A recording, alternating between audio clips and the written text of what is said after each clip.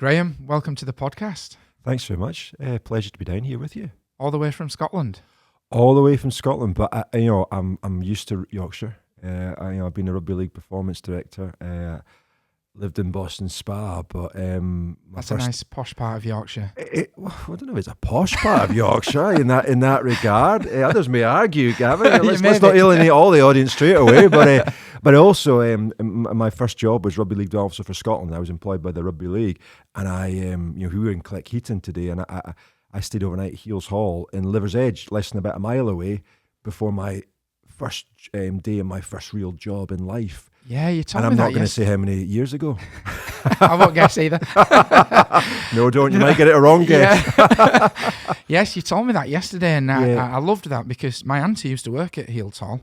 There we go. Small world. Very small world. Yeah. And have you found the delights of Cleckheaton?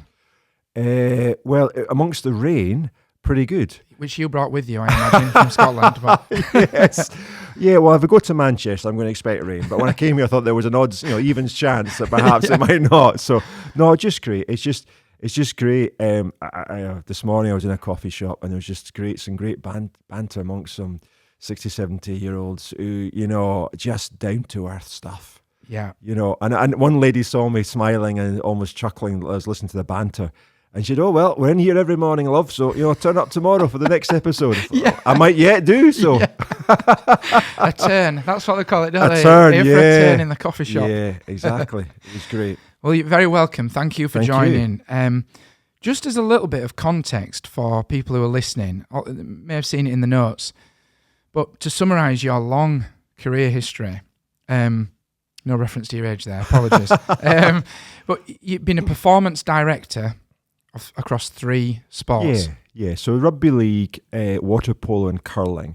Now you'd probably say, well, what's the commonality? There is one commonality. They're all team sports. Yes. Obviously, curling and Rugby League are probably at the different ends of the physical spectrum, and water polo is pretty close, by the way, to the same end as Rugby League. Yes. More so what goes underneath the water. Really? In that regard. So I played Rugby League, not necessarily to a professional standard, but I have been in charge of 2 sports I'd never played in my life. In that regard. So that's been the bulk of my career, and moved in the last 3 or 4 years, taking those skills, transferable skills to my mind, into working with business leaders and doing executive coaching, particularly including with peer groups. Yes, well, let's get into that. So yesterday you spoke at our CPG event, which is our monthly event. We run at Haworth's. CPG stands for Culture, People and Growth. Yep. We had 30 great people in the room, and you spoke at that event. About really your history with being a performance director of elite athletes and the comparison with business owners. So just tell us a little bit about that, Graeme, like how you've got into that and the interrelation between the two, and not physically, clearly, but... Well, no, but that's what it wasn't. I said, I'm going to compare you to Olympic athletes, and there's a few raised eyebrows. I said, well, we're not going physical here, folks, right? I'm not going to ask you what your 100-metre time is, or, what's your breaststroke technique like, But the mindset behind it, because what you had in there was a lot of CEOs, you had business owners and founders in there, you also, senior leaders, and I think some of the mindsets are the same. First of all, most of the people in that room will have an internal locus of control. They believe that they will shape the world in their way forward, which is part of, I think, is what associated with leaders. Well, that's not the majority of the population. But also just the challenges to overcome. And I think when you're an Olympic, I know this as an Olympic athlete, and both professionally, and I have a niece and a nephew who are also elite athletes in badminton, respectively, and rugby union.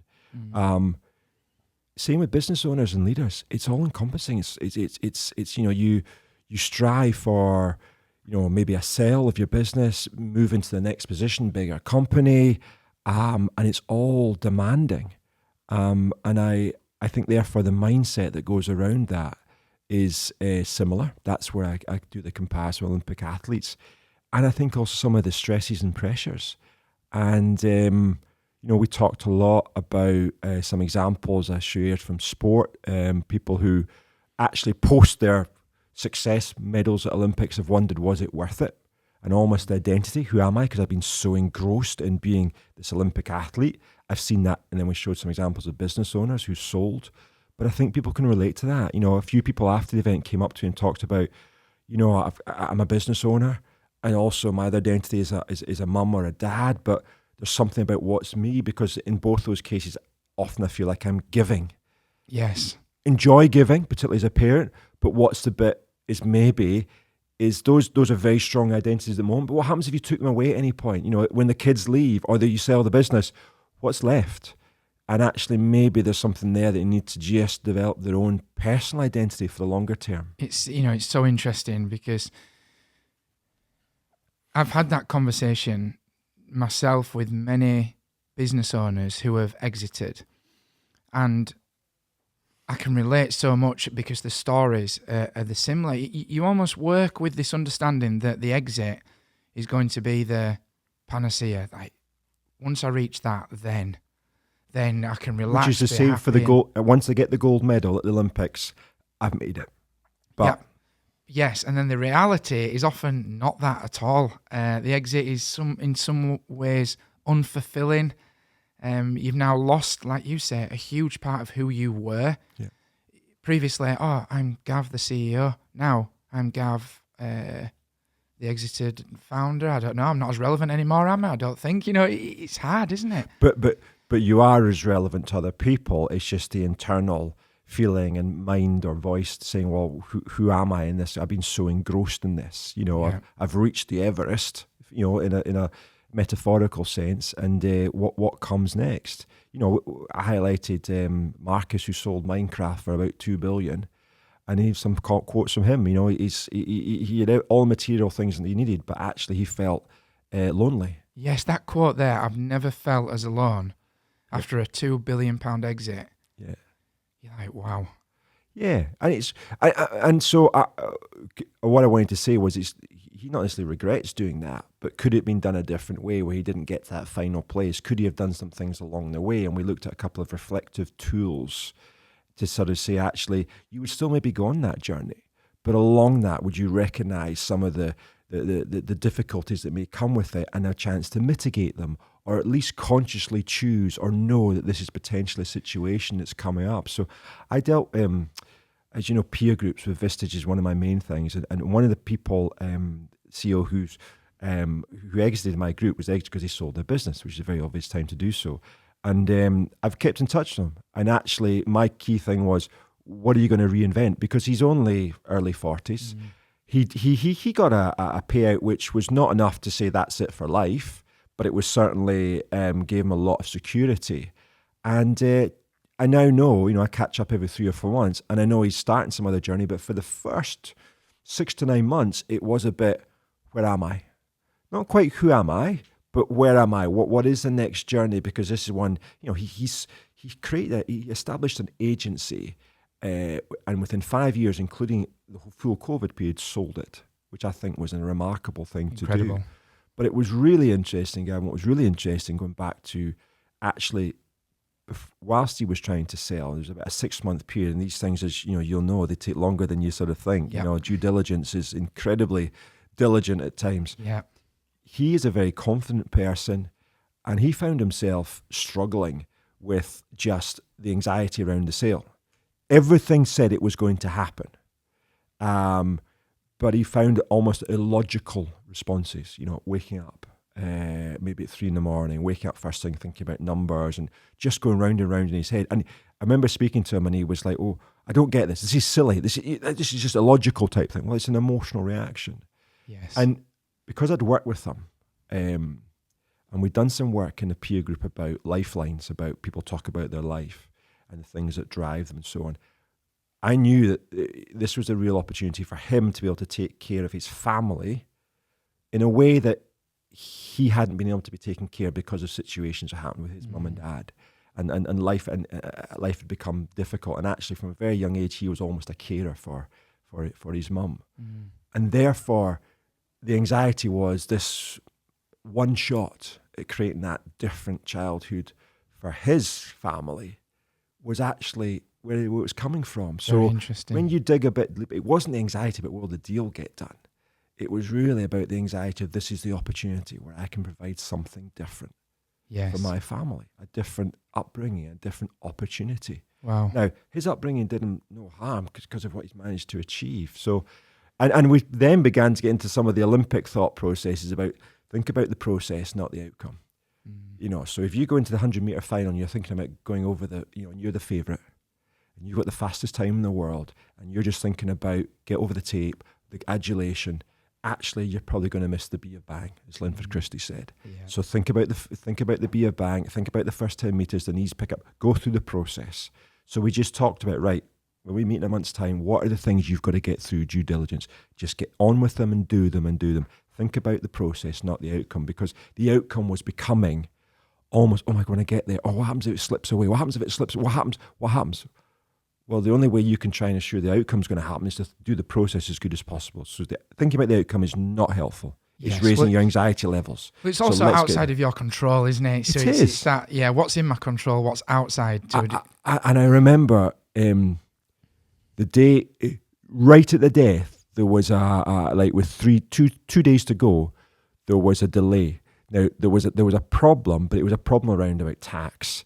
And it actually affected both parties. So it wasn't the fact the deal's going to fall over. But again, it manifested itself for him, knowing where the root of the anxiety was. And I can remember stood in the steps saying, I just said, all I could do was say, it's going to happen. Yeah. And it did. And actually they sorted it out for the benefit of both parties. It was just a wording was wrong or a clause wasn't right.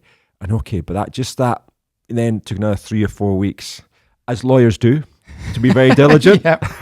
None taken. But it just, but it was just, again, it was an illogical response, but it was because if you understood the root cause of what was driving them. And I think that's where, when I've seen the very best coaches in life and the very best leaders, they connect with the people they're leading.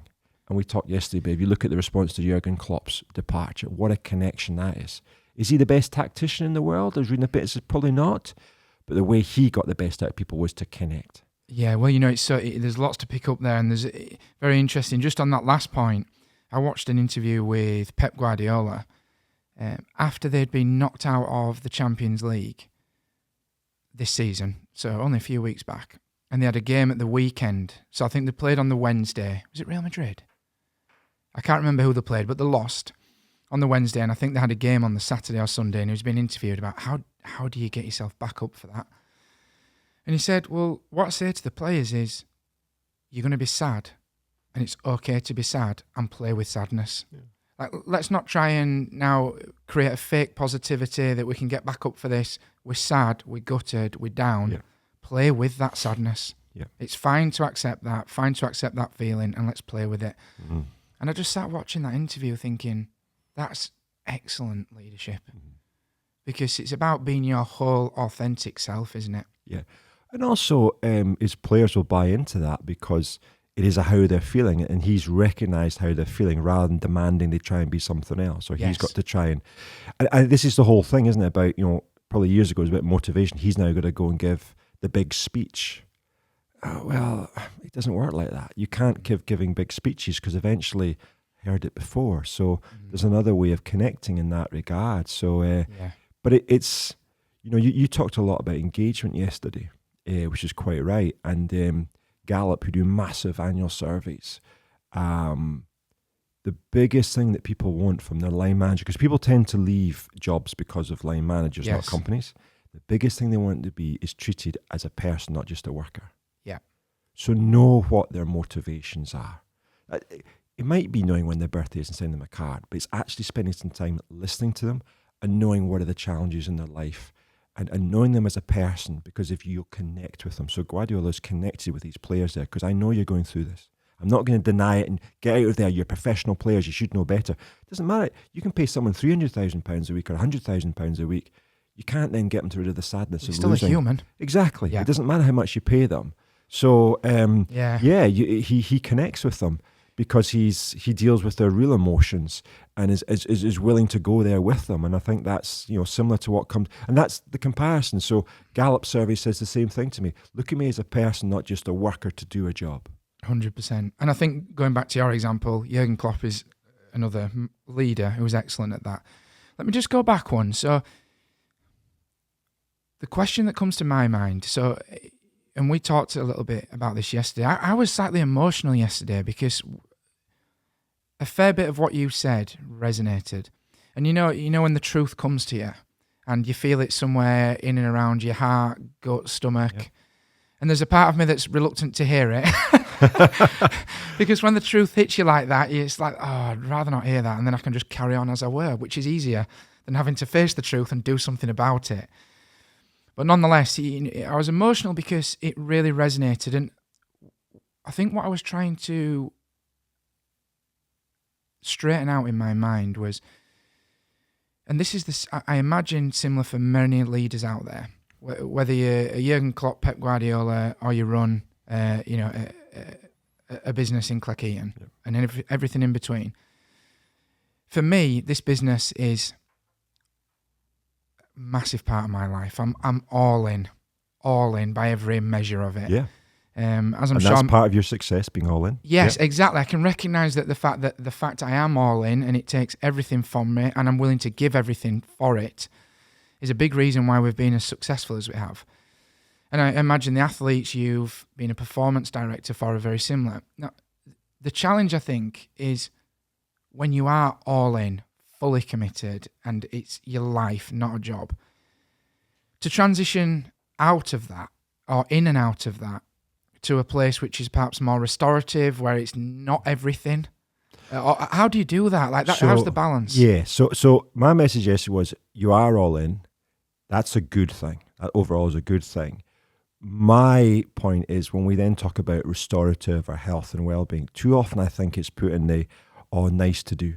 I think it's in the need to do to perform better, to continue to be, when you're all in, performing as high as possible. I don't think it's a strong message to people when you say, well, you take care of yourself, nice to do. Yeah. Right? Because people then find reasons not to. Some people yesterday, in one-to-ones talked about guilt of not having a full diary.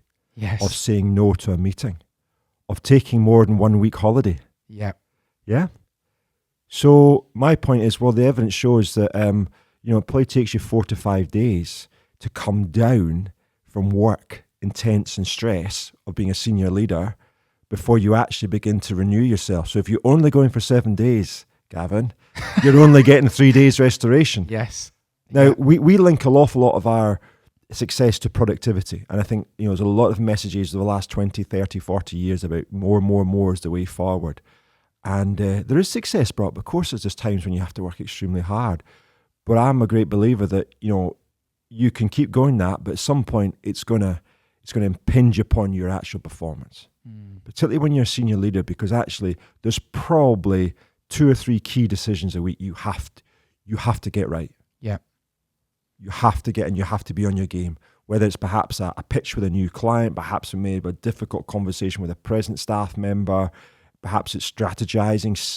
We talked a little bit some of the changes you've made to about your sales to business development. That's a key element you've got to get right in that regard. The detail of whether there's, have we got the right signs at reception are delegated to somebody else. You care about it, but it's for somebody else to work out. 100%. You've got to work. So my point is, you've got to work out what actually at the top of what are the things you've got to get right? What are the levers that you pull for other people? Because someone once told me in my Vistage group, was one of the members who are often the best source of information and guidance.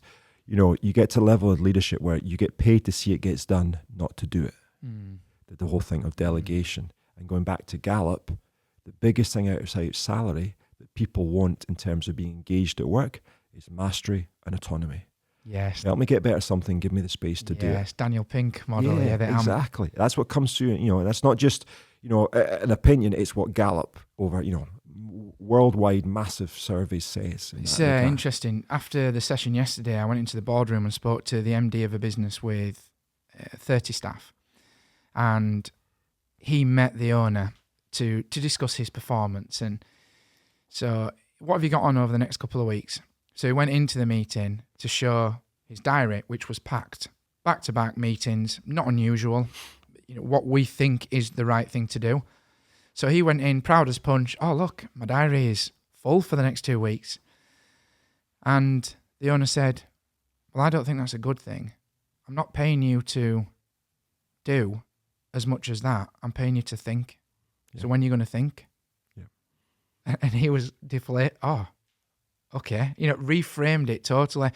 And the reframe you make, I think, is very important for MDs, CEOs, senior leaders, C-suite executives, is let's move this from rest and a nice to have, because you're not going to do it if you think of it like that. If you actually think of it as this is what's needed to perform at your highest level over a sustained period of time. Yeah. Okay, right. I can get on board with that then. That's speaking the language of a board then, isn't it? Yeah, exactly. Because, everyone says they want a high performance culture. So part of it is actually renewing yourself. We had Stevie Ward, didn't we, here yesterday, of Leeds Rhinos in England. And he talked about there's an off season for the players. Now, it's shorter and shorter, by the way. And as I did say, still in professional sport, we are still flogging the athletes. Yeah, I want to ask your opinion on that. With your history, what do you think about? So just on that, at least there's an off season. Yeah, it was really interesting. One lady came up to, in fact, it was your wife who came and spoke to me, and she said, I think her parents are teachers. Yes, and of course, teachers actually get set holidays, an off season, 6 weeks, 2 weeks here, and often you find that actually they've got some other interests or other identities because of that. Whereas business owners sometimes, struggle to get more in their week, struggle to switch off. And it's all understandable and it's all justifiable to yourself. And I think in some ways we swim along with it. And I've done that. I've swum along with it. But then there's moments when you realize it can be different. You can still be high performing. And part of, though, actually being a better high performer is looking after yourself in terms of, or we talked about it, didn't we, going into that, using more insight and intuition. But it's very difficult if you've got a full diary like the guy you just outlined to use your intuition, because you're moving from one activity to the next. And I think what the owner was saying, where's the chance to reflect upon that meeting or have a look at where your competitors are moving or where's the market going and so on. And sometimes when I do my Vistage peer groups once a month, the fact is it's just a headspace that is created for these leaders. In one of the groups, we actually do a 10-minute meditation to start the day because you need to be fully present. So we've got behaviours and values chart, and one of them is we will be fully 100% present for one another. But that's hard because even by 9 o'clock start, they've answered emails and probably answered some WhatsApps and maybe had a couple of phone calls. So we actually just say, okay, and meditate, it's about being present. It's about just taking the time and letting everything just go and being fully present and therefore respectful for your peers who've also given their time to come along and be with you. So, someone asked me yesterday, how do you get into that state? There's lots of ways of doing it. Meditation, it could be creating strategic away days that actually start with asking some of the big strategic questions. Another one of the leaders I work with said, we just we put forward the idea that there's 3 ways of being successful. You can either go operational excellence, customer intimacy, or product service innovation. You've got to be competent in all of them, but you can't be world class in all 3 of them. So you've got to decide which one is the way that you are going to be the best in the market. So if you were Apple, it's a bit of product innovation, but it's actually customer intimacy. You get people queuing at 4 o'clock in the morning for your products, and actually don't even, if you think about this, they don't even work with certain other devices, but you love it so much, you're almost like, you see these people with their Apple phones and their Apple, laptops, Whereas if you're Ryanair, it's definitely operational excellence. We'll get you there, but please don't expect any frills. But it's up front, so they're clearly what they are. She said, I just put that out. Big strategic question. And we got far more out of that, thoughts and understandings of one another, than we did by going right into the strategy, plan this, plan that, getting into the detail. So it's also sometimes how you set things up, how you create the mindset of yourself and others.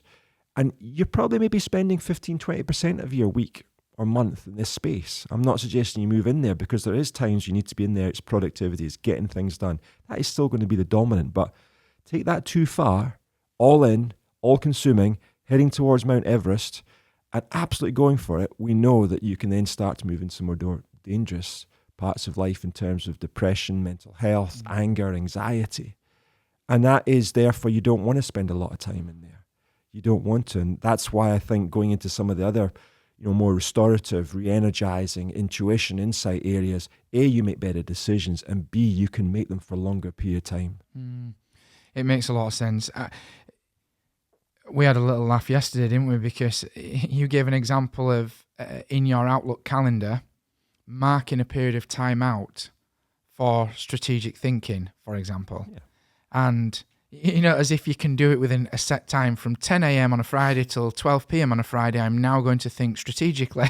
Yeah, exactly. and I laughed because that is exactly what I've done in my calendar. And you know what happens, truthfully, is I never do it and it gets knocked back. Yeah. And I think the guilt thing's important because, again, I can relate because I think the doing takes up your 9 to 5 Monday to Friday. Or let me speak for myself. So meetings back to back, like you say, all in. And then your strategic thinking then, you layer on top of that, outside the 9 to 5, that's your space to do that things, which is at its worst, to be totally honest, when you're sat with your kids or you're supposed to be watching a film with them or you're sat around the dinner table and you're there in body but not in mind. So your strategic, creative thinking then is done outside the 9 to 5 Monday to Friday and the doing. And now you're doing, in reality, a 60, 70-hour week every week. Yeah. And you're not present. Yeah. One person said to me yesterday, we all have open calendars at our offices, and it's as it should be, a type thing. But I then get a little bit of guilt when I leave a space because everyone else seems to be blocked out. Everyone else is full. Going back to the the example you gave. It's like the herd mentality. We all compare, don't we? All compare. One of the simple things is, it is difficult to block out and say, I'm now going to do strategic thinking. It's more actually saying, I'm not going to accept back-to-back meetings because I'm going to actually take a bit of time to reflect on. And actually, I'm just going to make sure I leave space in my diary. I'm not going to put in strategic thinking, but I'm just going to block it because I get some time to just maybe, get into a different headspace. I'm not going to prepare for the next meeting. I've not got to, I've just got some time to think things through, maybe reflect on how the week has gone, what's coming up in the next month, where do I want to take these things, get out this environment, whatever, and just, because as someone said yesterday, and you just said, we often come up with intuition when we're not deep in the detail of any kind of activity. We're kind of in between. On the sofa, you're kind of watching the football or the rugby league. The kids are kind of looking after themselves, and then you're in this state, but we don't allow ourselves to get into that state. No. During the week. It's almost a guilt that we can't go there. Do you think we've got a cultural problem though? I mean, not getting too deep and heavy and big picture, but in a capitalist society, largely more of an American culture coming over, and in films as well. Like I'm thinking now of, have you seen The Devil Wears Prada? Yes, I had to see it once. Yeah. So, what's she called, Miranda? Yeah, Miranda, I think, the lady who runs the fashion agency. Yeah. She's, a dragon. Everyone's scared of her. She comes in the office, but and she's, let's call her the CEO of that organisation. It's depicted that she goes from one meeting to another. The PA runs around her trying to, make sure she's okay. Then she gets in a car, goes to another meeting. Then she's flying off to another country for a meeting. And I suppose subconsciously and subtly, or not so subtly, to the audience, I know it's a film, but it's saying, here's what a CEO looks like. Yeah. Here's how you should act as a CEO. And that's just one cultural reference. There's many, many of those. Yeah. Do you think that's a problem as well, of what we think a CEO should be? I think so, yeah. I think there is, over the last 30, 40 years, is strong messages about productivity is valued in society, and you get it from your parents as well, isn't it? Work hard and you'll be rewarded. And I think that's still valid, but I think it's the level that you take that to. I think it's changing, by the way. Had a number of speakers with my peer groups about the generational challenges. There's now 5 generations within the workforce. And, I'm dealing with senior leaders, so they're probably towards more the 40 plus spec. So there is that, see this new lot are coming in, they don't understand, they don't seem to get hard work. And one lady who's an expert in this area said, it's not wrong or right what the generation's saying, it's just different. Yes. Because you can imagine when we came in to the workforce, the same things would have been said because there was 30 years difference. Yeah. So it's different. And I think what some of the things are coming through is people are not accepting you have to necessarily do all the long hours. They're looking for more onus from the company to give me, my mastery and autonomy opportunities earlier on. Now then, they're upstarts demanding this before they've even...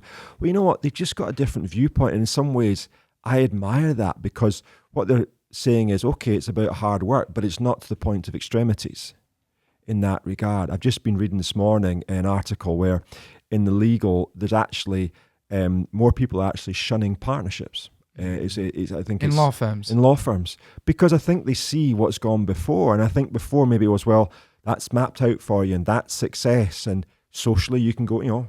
So I come from Edinburgh, where law firms are very dominant and multiple, and it's part of probably your social status. And I'm not saying that's wrong, by the way. But it's just consciously deciding now, I think more so is, do I want to become a partner? Is that all that I want? If that's what you want, then go and do it. Absolutely. But go in with eyes wide open. Yes. Right? So I'm not undermining and saying it's wrong. I'm just saying that, some of the things we talked about yesterday was reflect upon, is this what I want to do? Do I need this? Can I balance out the rest of part of my lives? Because it's incredibly demanding, occupation to be in. In that regard. And you do also obviously get the real awful situations. I think there was one recently, wasn't there? There's a lady for Pinsent Masons. Pinsent Masons in London. Yeah, who was working on a deal, I think, with the Everton takeover, and tragically took her own life. And thankfully those are so rare. Absolutely. And they do move not into performance, that's into the danger area. Absolutely. But it can happen. It can happen. It's happened in sport. One of the biggest sports that identified the problem post-career early on was cricket.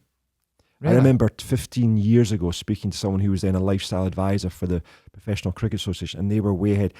And often she was dealing with people who had 10, 15, 20 years on since they'd finished. And if you think about it, and it's got worse since, they spent, 5-6 months of their life, even if you're just in the county championship, just basically going for 3 or 4 days together, a few days home, then back. It was a lifestyle. It was as close to the military as you could get. Really? And if you think about it, if you become an England cricketer, you're probably never at home. You've got this lifestyle where everything's done for you for the right reasons. You give up Christmas. There's always that famous picture of England are on tour, and they have Christmas Day. Yeah. And it's part of their commitment. They're giving up, and actually, but then the adjustment to come out of that, when you've been I'm a cricketer, and social media adds that I'm a cricketer, and look at me, I'm here, I'm there. Yes. Never at home. How do you then readjust? Yes. And unfortunately, the suicide rates in cricket were increasing at that time, and they've, because of the nature of the lifestyle that they had to have to be a top performer. Now, again, I'm not saying don't become a cricketer. I'm saying that I think what's happened in that is that they become smarter and smarter about talking about what happens post your career. And I've seen that in sport. The likes of UK Sport and the British Olympic Association have brought more and more recognition about, where are you going post your sport? Try and get to start thinking about that before it happens. I suspect all professional sports have got better at it as well. I think actually business has been slower in terms of particularly selling a business, and what happens to the founder after that. Because actually that's when maybe some of the more important support begins to happen. I mean, one of the ones I find fascinating, I've got a member of Vistage Group also, and he's just sold his business.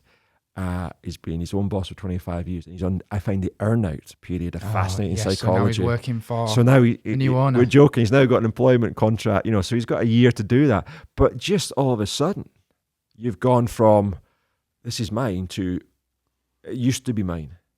And I gave the bit of research that Built to Sell podcast had brought to my attention of that in research that the neural pathways that you associate when a parent looks at a child in terms of love are the same neural pathways that light up when they put a business owner's company images in front of them. So to all of us say, well, this was mine. This was my. You hear company owners say, this is my baby. Yes, that's common parlance. It is, isn't it? Yeah. So straight away we've got that affiliation strength. So when that goes, okay, you've dropped X amount, great, Everest, done it. oh, wait a minute. And then you've got to go back in and look at this child who's now adopted by someone else. I'm getting analogies here, but that's a difficult emotional situation more than anything else. It's funny that study that you mentioned of a business owner seeing images of their own company and the same part of the brain lighting up just as strong as when they see images of their children. I mean, I'm laughing because I said to Jen last night, as you know, I've got two children, and I said I daren't have that test because I'd hate to see the result, but I can empathise because, again, it goes back to that point of. So can I just? I think it would be good to have that test because there's nothing wrong with having that level. There's nothing wrong with. I'm not saying you shouldn't have that level. What I'm saying is, if you are, recognize it and think about how am I going to manage that where it doesn't tip into being a problem. Tip in because I'm never present at home. Tip in that I'm maybe going to sell this in 10, 15 years. What maybe 5 years out I've got to start identifying what else am I going to do that I can slip into some other identity. So it's don't avoid it. I'm not saying that. I'm saying recognize it for what it's worth and understand the full pros and cons. But the pros will still be strong there for people who want to, go for the Olympic medal, want to go for the World Cup, who want to sell a business, who want to grow by, from 20 people to 100 people in the next 5 years. Those are still really important facets. SMEs are the backbone of our economy. Yes. Economic growth. People talk about the next unicorn, the next big. They don't create economic growth. Companies like this, yes, they create the economic growth to have a nation, in a better position. Yeah. So we need people like that. I just want to say to people, be aware, be conscious at least of your choices.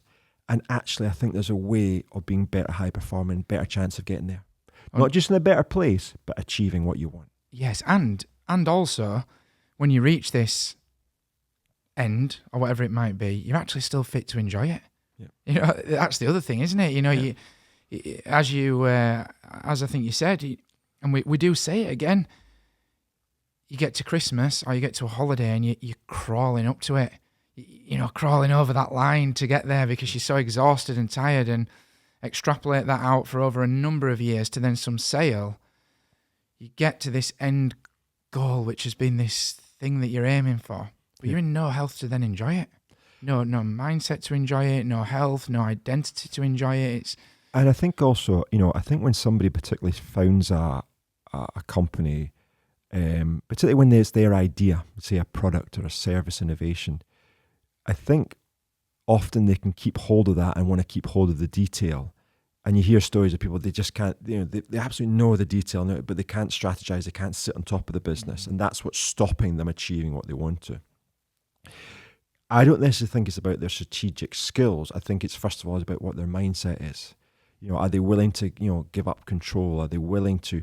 I had the good fortune to do leadership development with some charities, not-for-profit organisations in South Lanarkshire recently, and there was a lady there who, she didn't realise it, but she was a brilliant strategist because she'd founded this charity. And again, if you think about the charity, and the cause as well, it was a really important, they were all providing really important services to the neediest thinkers. Yeah, so the why is really strong, really strong. And she said, I got to the point where I realised I was the problem in the way of the company. I was the way of the growth. That is an incredibly mature place to get to. She then stepped back and allowed others to take it forward. She stepped back in again because she thinks I can help with the next stage, but she'll step back out at the right time. And through the course, she didn't recognize, she hadn't been taught strategy, but her mindset was strong enough or clear enough or the reflective time to realize I'm the problem here. And if I want my why to grow, my cause, I need to change my mindset and beliefs. And I then did one-to-ones as well as group sessions. And she at the end of the first one-to-one, she said, oh, maybe I'm quite good at this. And I just sort of smiled and said, I think you are. Yes. I don't think it's a maybe, you are. But you haven't, it's not about a new strategy. I could quote you, this is the, we use this matrix and that. And these are important tools, by the way. I'm not decrying them, but the mindset started with her about what have I got to do? What have I got to think about? Where am I in all this? And have the ego ability to say, well, I need to step aside for a bit and let other people grow. And it has grown. Well, you know the problem with this though, Graeme? The problem with the suggestion, go and have not that we're doing it in reality, but I know your point. Go and have the brain scan to see whether it lights up in the same way as when you look at your children. Or to realise you might be getting in the way of the company. The problem with this is it not that you have to face the truth? Yes, Gavin. It is. And for any of us. Your natural reaction is, I could avoid that and carry on as I am, and I run away from myself, if you like. So one of the things I love about what I do now is when I was a performance director, I tried to treat athletes like people rather than just athletes and try to be as close to them as possible. But there was always a gap because I was on the selection committee for the Olympics, so nobody's going to show me everything. Okay. Now I can have confidential and non-judgmental relationships where I can have those conversations because my only skin in the game is to try and help that person in front of me be better. I'm not a shareholder. I'm not a decision maker over them. I'm not there to assess them. I'm there to. So particularly with business owners, when there's no one sat above you, who is going to turn the mirror on you, right? Now, family can sometimes do that, but they've got a vested interest. Yes. So whether this is where I like doing it, but I like doing it with a peer group as well, because I've seen it where someone sat with their peers and their peers have gone, hold on a minute. Let me call you out on that. Just hold on it. Because their only interest is, again, they're not a shareholder, they're not an investor. But when you get a peer group, when I've now been working with my group of CEOs for 3 years and a group of senior leaders for a similar time, they get to know you as a person and also about your business. And there's always solutions to business problems. But they generally are also driven by how you solve them is by your personality. So once they get to know you, and often we've had a few moments of, someone said, blah, blah, blah, blah, talking about a problem issue, and can I just take you back to what you said? Some emotional commentary. And then we delve into, and it's the impact on that person rather than what the solution is, how they're feeling about it, having to broach this issue or having to speak to this client about this, what is going on for them, preparing to have that conversation rather than, I need to say this, and this. Well, you can write a script down, you can work that out logically. Yes. But the ability to, if you don't deliver it, is because there's some kind of anxiety going on for yourself. So you actually get into quite a personal thing, is what's going on for you. And I said to the group yesterday, I said, when I first got involved with because in my Vistage groups, you recruit people. It's done by myself, and it's quite a lot of due diligence. And it was during COVID I started doing it. And a few conversations I had with people, people who are very successful as CEOs, I couldn't get them to speak about themselves and their own performance. And I came from sport where it was that's just what you did. We had teams in or individuals in quite regularly to talk about, well, here's your stats, here you're going, this is the monitoring, blah, it's part and parcel. Couldn't get them. They talk about their company. They talk about their colleagues. No, I'm asking about how are you performing? Because nobody does. Because actually, whether it's an owner or founder, the higher up you go, there's less accountability. There's more responsibility, but there's often less accountability and less difficult conversations had. Yeah. Absolutely. You did it to me yesterday. When I first saw you yesterday, you were in our boardroom and I came in and said hello. There was a way that the intonation of the you made me understand what you were asking, which was, how are you? I probably proceed to talk about no, Gav, how are you? Yeah, how are you performing? Don't make me talk about myself. But So I bet you quite a lot, because of the nature, and I can get that feeling here, you ask a lot of your staff, how are you? Because you follow that, you believe in that thing that these are people, not just workers. Yeah, 100%. But as the top of the tree business owner, whoever asks, how are you? Yeah. Yeah, well, and correct. And a couple of points on that. One, someone said to me yesterday, Gav, have you ever met, and you'll know this better than anyone, have you ever met a professional athlete that doesn't have a coach? Rhetorical question, really. Yeah. No, nobody does, do they? Yeah. No professional athlete doesn't have a coach. What about CEO? Someone runs a business. Many don't have a coach. Mm-hmm. And I suppose the other way to look at it, Graeme, is it not that if you don't have one, are you unfairly burdening the people around you? So, and by that, I speak personally, my wife, mainly, probably, or anyone else who's close. Are you unfairly burdening them with issues, with thoughts, with approaches, with concerns that are unfairly put on them? And in fact, they're not always best positioned to talk about it because, the skin in the game is that they're your wife. So maybe a reframe there is, well, even if not only out of love for those around you, should you have someone to support in that way? Well, given it's my living, I'm probably a little bit biased. So let's just acknowledge that, the conflict of interest. But what do I think you need somebody, there's a benefit to non-judgmental. That's the key thing. They've got no skin in the game apart from for you. Now, I think that is helpful because part of the coaching is when someone's got a skin in the game, judgmental, they're going to come up with solutions. Still could be helpful, but my job is not necessarily to come up with solutions. I don't shy away from, I rely on some of my own experiences and offer some opinions, but I'm generally trying to help somebody to guide to how they want to solve it. And again, it's the personalization, and often it's what's the underlying concerns or anxieties, fears, mindsets, beliefs that are driving the way that you do or do not want to. I had a conversation last week with a CEO.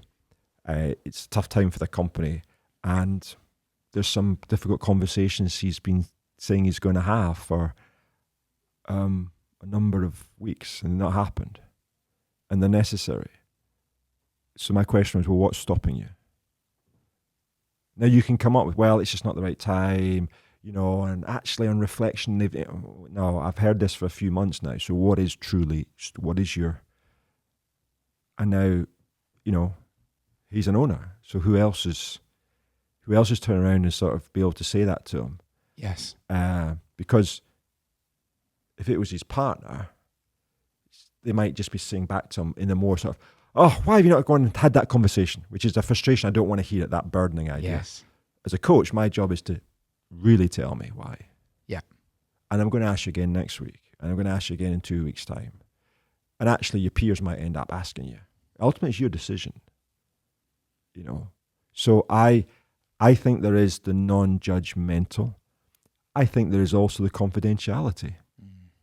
I appreciate, family, even with love in there, some of the confidentiality, even sorting out your thoughts perhaps before you share them with other people. And when you are the leader in an organization, there is always times you're not necessarily going to share everything. Just as all the staff are not going to share everything with you. Yes. So why should it be any different for the leader? So the confidentiality. So I find it incredibly privileged all the time to sit beside people knowing I may be a unique outlet.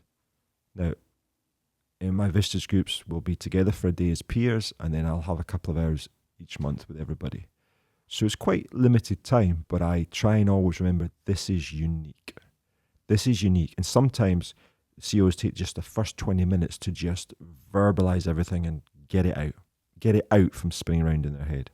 And sometimes my job, I've always thought it's like that smorgasbord of different, food that's come out. A menu suddenly appears, and then we just start to pick it out. Right? Well, we'll do that for starter, and we'll do that for the main, and we might not get to dessert, but we'll have a coffee before we go. Just any small issues that you still want to deal with. So, and I don't necessarily go in with coaching agendas. Ever, I've said to people, you can send me things before and you want to talk about, or we can just rock up, and generally what happens, and whatever is going on is going on, and we'll do that.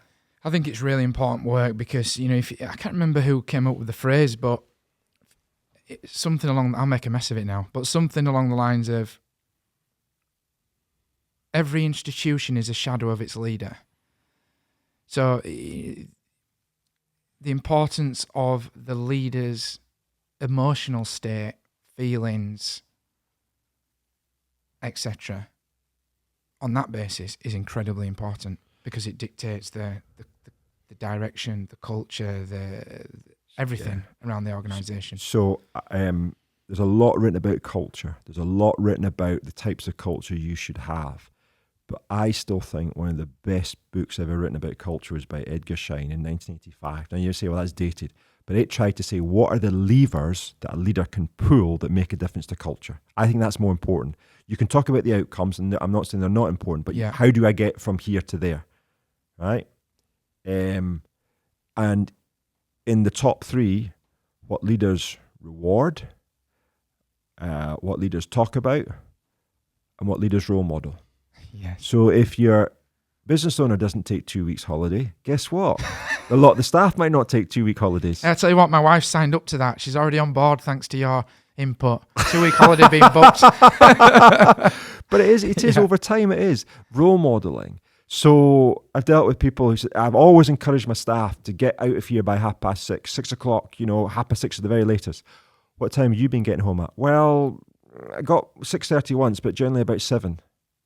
Right? Okay, well, it's great. It is good that you say that, but all the evidence says role modeling it will have the biggest influence. Yes. Yeah. That's just, that is it. Because if you say the words, people say, okay, right, it seems to be, but if you don't behave that way, they're still going to have a slight doubt. Yes, makes sense. Perhaps we'll sort of head towards the conclusion, but I just want to touch on you a little bit now. You've made me squirm for the last 50 minutes and yesterday, and many others, owners, MDs, leaders who are listening to this. I'm sure, hopefully, it's been very useful. I listening to you, Graeme, and your history of being a performance director and now working with CEOs, you've clearly got lots and lots of experience and knowledge and well-read and researched. But the bit I'm interested just to touch on now is your personal experience that adds into all of this. You talked a little bit yesterday of reaching exhaustion yourself. Yep. Just talk us through that a little bit. Like, what's your personal journey with this? Sure. So I hope that you obviously, when you do, like say yesterday, or you bring in some research, you bring in some theories, but I try and never stray far from what is actual experiences, whether it be of myself or people I've worked with, because I think that is incredibly. So I never want to go into sort of this is the theories. I need to talk about how you actually apply them. I think that's really important. So, sport has been a way of life for me. My family was that. Well, that's just what we expect. My dad was a very good cricketer, played for Scotland. I said my niece will be going to her 3rd Olympics in badminton in the summer. My nephews have played for Scotland Rugby Union. I played Scotland Rugby League, which is not quite the same standard because there wasn't that many people playing Rugby League in Scotland. But so I naturally was going to do something working in sport. So Rugby League became my passion, which was unusual because I went to a private school in Edinburgh, so it wasn't really known. And actually, when I started playing Rugby League, it was still banned. Rugby League being playing that and then playing Rugby Union. So I followed that passion. My first job was Rugby League development. So for Scotland, there was one team when I took over, so I was almost like on a evangelical missionary. That first job, which in some ways your first job is still your best job.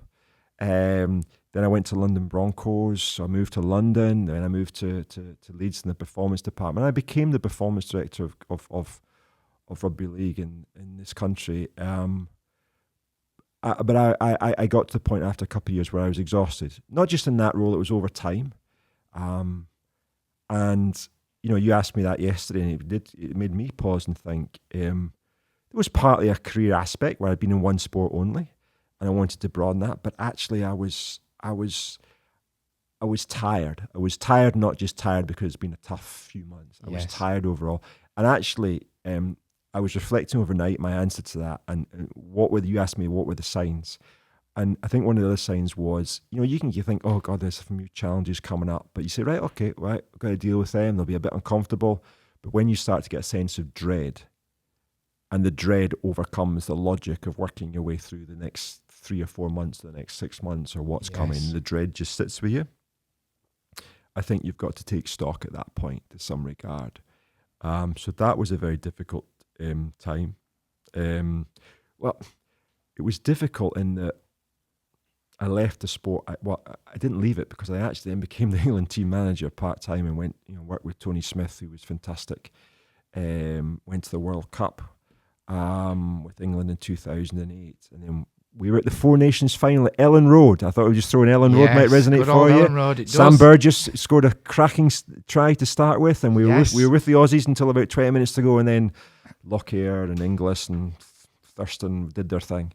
But yeah, I've had my mental health challenges at times. When I was a lot younger, I found went through a difficult period without ever speaking to anybody. I'm going down early 90s here, so very different time then. And just the world seemed quite challenging, and probably thought I'd got over it all, but really maybe 20 years later it blew up on my face a little bit. I went through a tough time about 10 years ago. That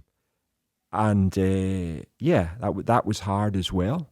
So I've seen experienced the extremities of some of the things we talked about yesterday in terms of depression and really lost for a period. But proud of how I've built myself back up. And although yesterday we touched on some of that, I'm probably what I was saying yesterday was not really about, those happen in life. And we touched upon one about, the lady who tragically took her life. I was more interested about actually just performing better. Because I think that's where the real regular gains are. There is a place, when you're a coach, sometimes you say, well, when do you become a counsellor? I'm not a counsellor. I don't have the qualifications. Maybe on one occasion so far in my coaching life, I've had to say, I think you maybe need to seek professional help because this is beyond my boundaries, and I'm always conscious. But it doesn't regularly happen, right? It's very, very rare. So really, my message was yesterday. I'm not saying don't shoot for whatever it is your Everest is, your gold medal, your business sale is, whatever your next career opportunity. I'm just saying go in with some more understanding of the pros and cons, and actually this is how you might perform even better over time, or even in the next job or in the next year, by taking some time to reflect insight. So I think I've had some really strong experiences that have been very challenging. In some ways I wish I hadn't had to experience them, but I have. I think it brings me empathy. Initial empathy to start with, and there's a couple of times with some of people I have reflected and shared, just some of the more really extreme, impacts it can have, but much more it's about people just trying to improve themselves, but they're getting in the way of themselves, and that's what we've got to try and reflect upon. And for top leaders, that's really, really difficult because often they're not provided that on a regular basis. So I love my coaching now. The non-judgmental relationship is incredibly privileged. But the biggest thing is probably now, when I finish for the day, I can switch off. As a performance director, I couldn't. It was really hard.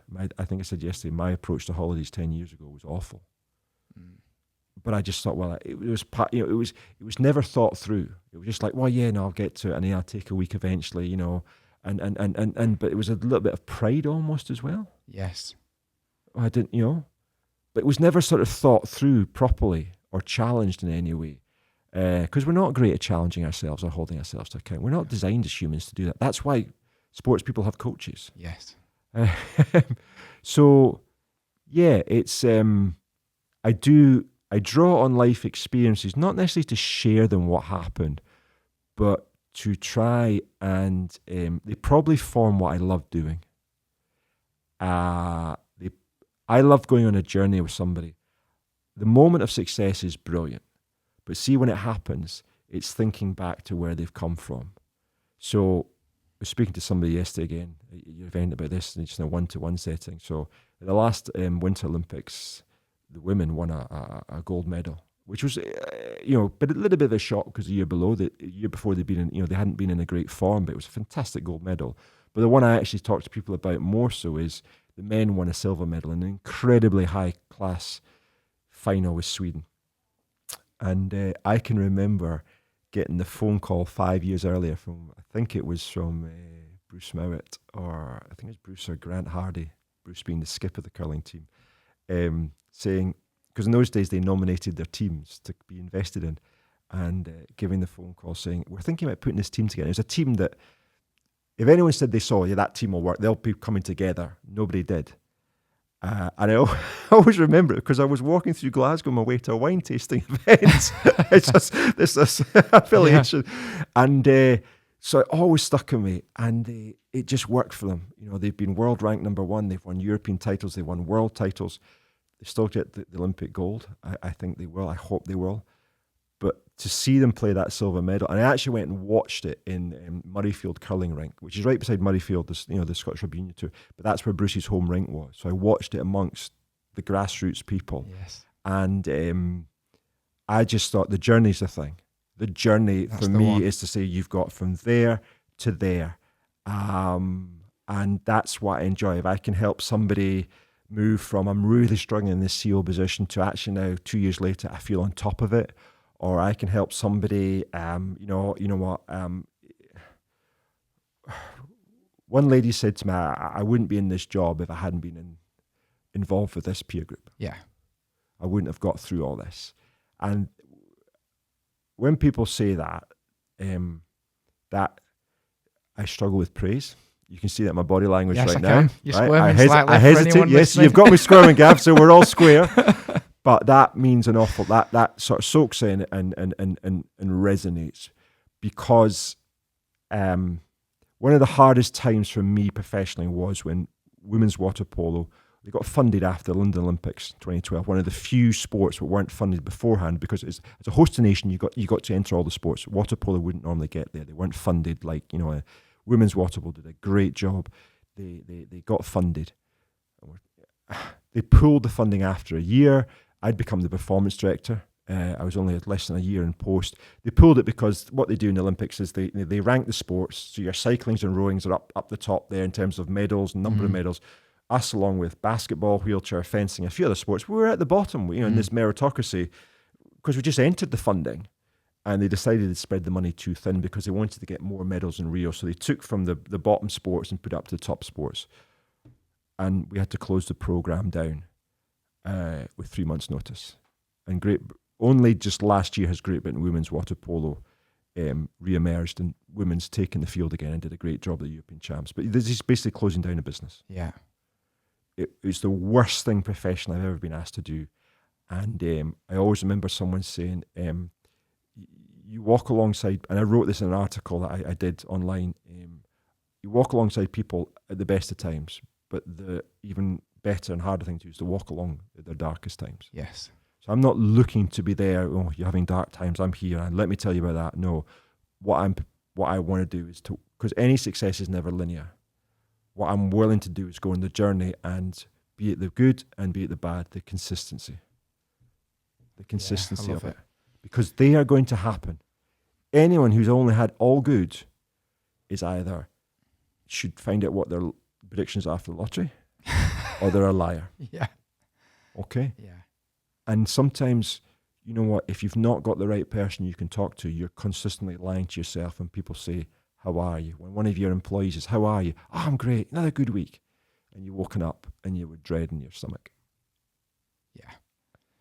So I don't want to create dread, because I also want to be there when you've got these choices to make and we've got these opportunities and it's great, it's fantastic, record profits, whatever.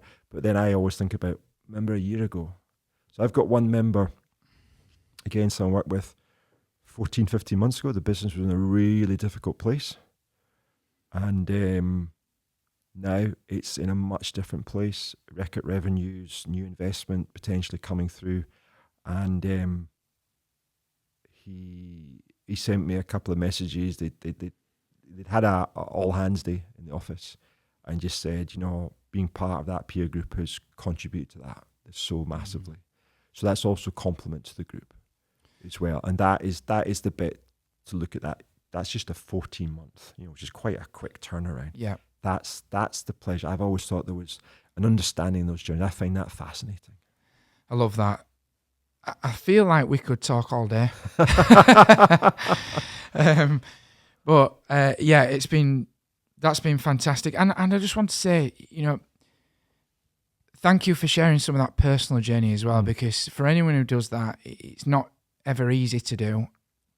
But I think for anyone listening, to hear from, if you don't mind me saying, hear from someone who's had such an illustrious career. I know you won't accept it like that, but to be a performance director at the level you have and sit on European boards and national boards in sport and do what you do now, to hear that even someone like you has had struggles, mental health struggles and mountains to overcome and been in dark places, I think in some ways is very reassuring. Yeah. The reality is in the last 10, 15 years, it's totally changed about people, how they talk about it. And I think that's so important. It can still be difficult for people though. But it's reality of life. It's really more common than what you think. Yes, absolutely. It is. And again, I would probably just say, we sometimes, understandably, what you read about is the most extremities where, outcomes, people taking their lives, whatever, or really that is, but it is probably rarer. Going through some difficult times, which don't necessarily, engage you in sort of depression or whatever, that's more common. And probably my point yesterday was, yes, we want to avoid the real extremities of impact of mental health. But when you get into a sense of performing better, this is probably going back to this whole point, sometimes we take care of ourselves to not get into difficulties mental health, right? And that's a very important message, very important. And that was part of yesterday, but also yesterday was about, do you want to perform better? Yes. You're doing some things, not taking care of yourself, that are not allowing you to perform better. Because if I said to you, do you want to increase your performance by 10%? You'd say yes. Because you know that if you are 10% better, the company will. If I said to you, do you want to make sure you don't, fall into deep depression? You'd say yes. But if I want to say to you, well, you take care of yourself. But, well, I do take care of myself. You can kind of justify it in a general sense. Yes. But if I link it to actually you performing better by 10%, Gavin, I think there's a bit more, I can commit to this. Because I think guilt, for a lot of leaders still, guilt is still there. Why should I take that time? Oh, I better not. What drove the MD you were speaking to the other day about, having that full daddy? Was it, I better be seen to be, because I feel a bit guilty, or maybe the comparison. I spoke yesterday about, the Sunday Times. I love reading that every Sunday. Other newspapers are available. But there was a period about a year ago, they always have this, they still do have a focus on a top leader, real top big names. And about 2-3 years ago, it started off, I get up at 7 o'clock and I do my yoga meditation. Then the next person, a few months, I get up at 6:30. Over a period of about a year, at one point I got to, I get up at 4:30 and I do this. And I was like, no, this is just a comparative exercise. I better be better than the last. I better be up earlier, more productive. Yeah. Same message, isn't it? Same message. Yes, how many leaders sort of think, oh, right, well, where do I get my benchmark information? Oh, right, Sunday, he says he's up at that time. She says she's up at that. And we just assume that that's what happens. Yeah. I bet you some of them did it once. I can now write it. Yeah. Did it once, but you know what? I'm not doing that. I'll be up at 8. Yes. Because I've been at an event till 11 o'clock last night. Let's get real. Yeah. Let's deal with realities, not impressions and unthought through assumptions and anxieties and guilts driving your behavior. Let's try and deal with them. That's where coaching comes in, the non-judgmental. Let's deal with that rather than and that's where social media can be really difficult. Yeah. I love LinkedIn. I really do. And I think there's a lot of great messages in there in the last year or two that, share things. But there's also a lot of images there that are there to reinforce, well, everyone else is doing this. Come on, you should be on board as well. Don't miss out. They're based on fear, aren't they? Yes, they are. They're based on, oh my goodness, is that what other people are? All right. Yeah. But I hope with coaching, what I do is let's deal with the realities here. Because sometimes I just look people in the eye and say, that's the same as what other people go through. Is it? And that is enough to go, thank goodness. Yeah. Just relief that it's not just me. Love it. Let's finish on that, because it's not just me. I love that. That's fantastic. And yeah, as I've said a few times yesterday and today, I can resonate with a lot of what you've said, and I'm sure the listeners will too. So thank you so much for all your experience. I thank you for the invite and the kind Yorkshire hospitality. The weather was shocking, but never mind. I'm going back up to Scotland, so I'm not going to make it know any different, am I? It's just to make you feel at home. You did that, that's for sure. Thanks, Graeme. Thanks, Gavin.